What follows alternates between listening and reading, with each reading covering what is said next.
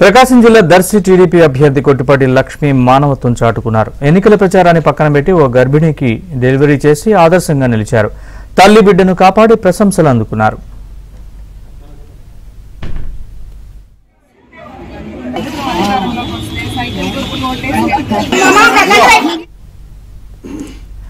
కురిచేడు మండలం అబ్బాయిపాలెం గ్రామానికి చెందిన వెంకటరమణ అనే గర్భిణి పురిటి నొప్పులతో ప్రసవం కోసం దర్శిలోని ఓ ప్రైవేట్ ఆసుపత్రిలో చేరింది. అయితే కడుపులో బిడ్డ అడ్డం తిరగడంతో అత్యవసరంగా ఆపరేషన్ చేయాల్సి వచ్చింది.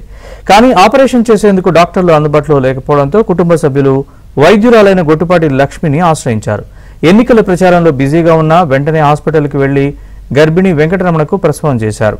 తల్లి బిడ్డలు క్షేమంగా ఉండడంతో బాలింత కుటుంబ సభ్యులు ఊపిరి పీల్చుకున్నారు. గొట్టిపాటి లక్ష్మిని స్థానికులు కొనియాడుతున్నారు.